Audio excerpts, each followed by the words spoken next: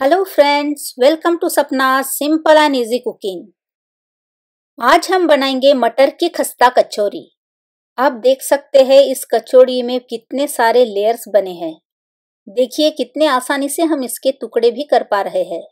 और इनमें हम जो हरी मटर की स्टफिंग भरेंगे वो इतनी ज़्यादा एरोमेटिक और टेस्टी होती है, तो एक बार इन्हें खाने के बाद आप इन कचौड़ियों का स्वाद भूलेंगे नहीं। तो चलिए बिना वक्त ज़ाया किए अब हम इन्हें बनाएंगे। इन्हें बनाने के लिए हमने यहाँ पे 2 कप मैदा लिया है। अब मैदे में आधा छोटा चम्मच नमक डालेंगे। 2 कप मैदे के हिसाब से 4 चम्मच मोयन डालेंगे। मोयन गरम है इसलिए चम्मच से मिक्स करेंगे। अब हाथ से ही मोयन को मैदे में अच्छी तरह से मिक्स करेंगे। मैदे में मोयन का प्रमाण सही से है कि नहीं, इसलिए मैदे के इस तरह से बॉल्स बनाकर देखेंगे। अगर ये आसानी से बन रहे हैं यानी मैदे में मोयन का प्रमाण सही है। अब मैदे में आवश्यकता अनुसार पानी डालकर इसका सॉफ्ट आटा गूंद लेंगे।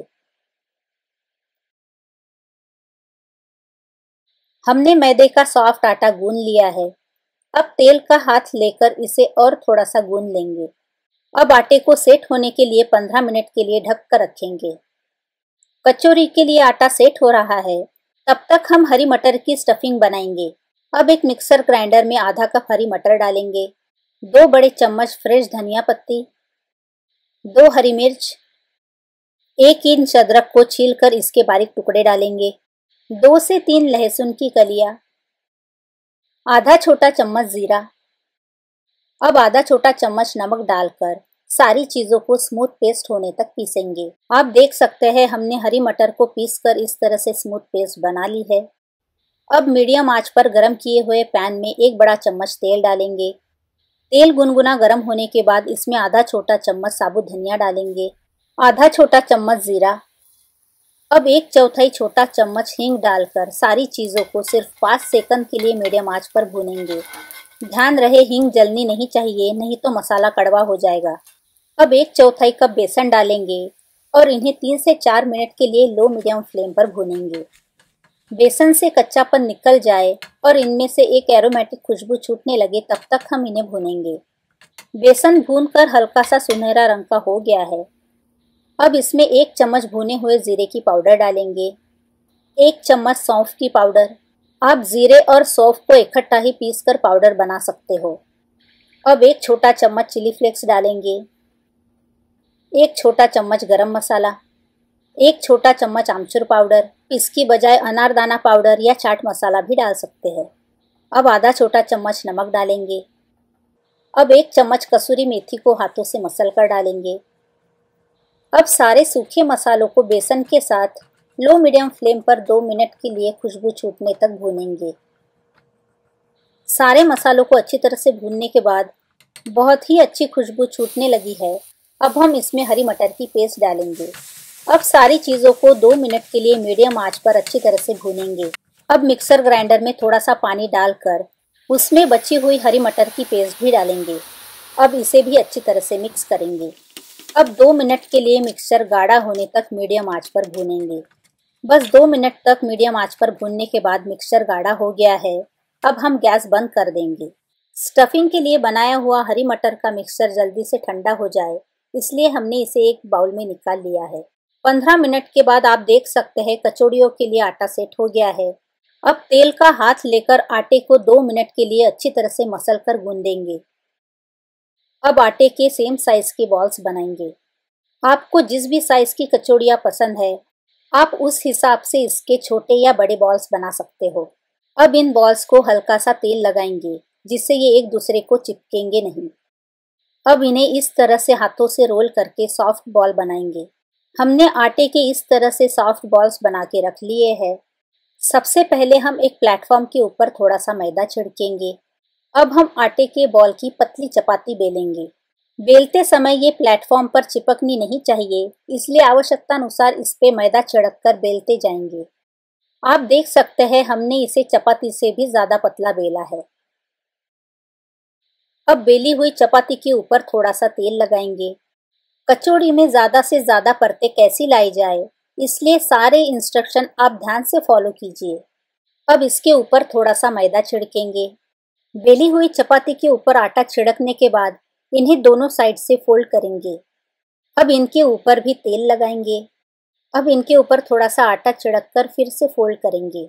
फोल्ड करने के बाद इन्हें हाथों से दबाएंगे, जिससे इनमें पड़ने वाली लेयर्स बिना अलग हुए एक दूसरे को चिपकी रहेगी। अब इसे हल्के हाथों से बेलेंगे। अब इसके ऊपर थोड़ा सा तेल लगाएंगे और आटा भी छिड़केंगे। अब इसे रोल करेंगे। आप देख सकते हैं दोनों साइड से ये बहुत अच्छी तरह से रोल हो गए हैं।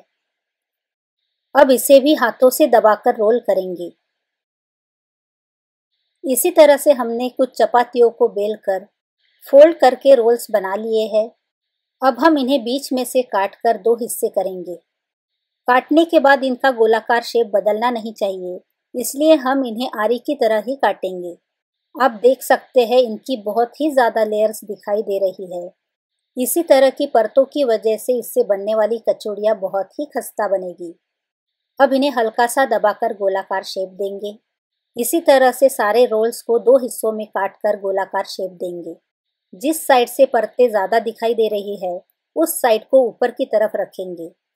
अब बेलने से पहले थोड़ा सा आटा छिड़क कर रोल को रखेंगे। हमने परतों वाली साइड ऊपर की तरफ ही रखी है। अब इन्हें हथेली से हल्का सा दबाते जाएंगे। अब इस तरह से इन्हें गोलाकार शेप देंगे, जिससे इनमें आने वाली परतें ज़्यादा दबेगी नहीं। अब इनके ऊपर थोड़ा सा और आटा छिड़क कर पूरी की तरह बेलेंगे। हम इनमें स्टफिंग भरने वाले हैं, इसलिए इन्हें मोटा ही बेलना है। अब स्टफिंग भरने से पहले इस पूरी को कटोरी का शेप देंगे।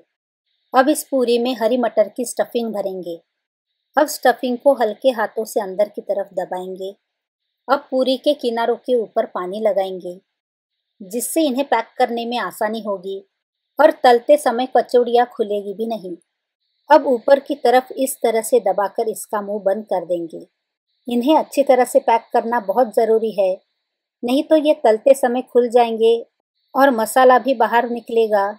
इससे तेल भी खराब हो जाएगा।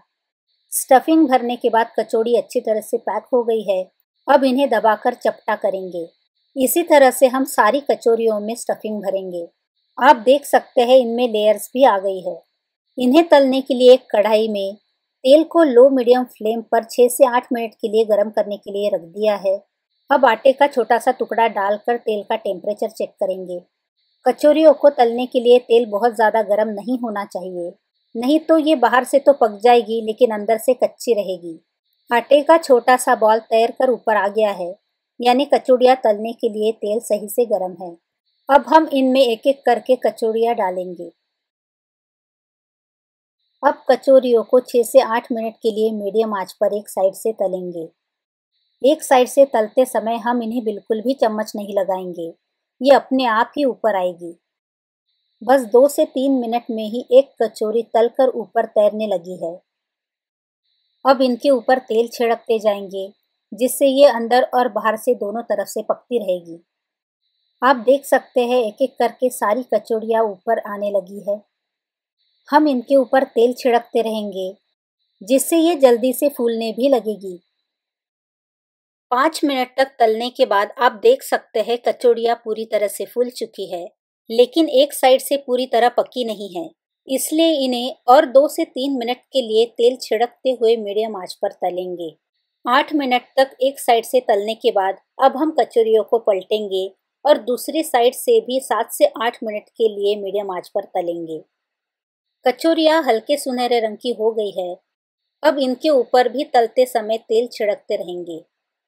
8 मिनट के बाद दूसरी साइड से भी कचौरियाँ तल चुकी है। अब हम इन्हें पलटेंगे। लगभग 15 से 16 मिनट तक मीडियम आंच पर तलने के बाद कचौरियाँ दोनों तरफ से पक चुकी है। अब इन्हें गहरा सुनहरा रंग दिलाने के लिए और बाहर से और ज़्यादा क्रिस्पी बनाने के लिए 1 मिनट के लिए मीडियम आंच पर दोनों तरफ से पलटते हुए तलेंगे।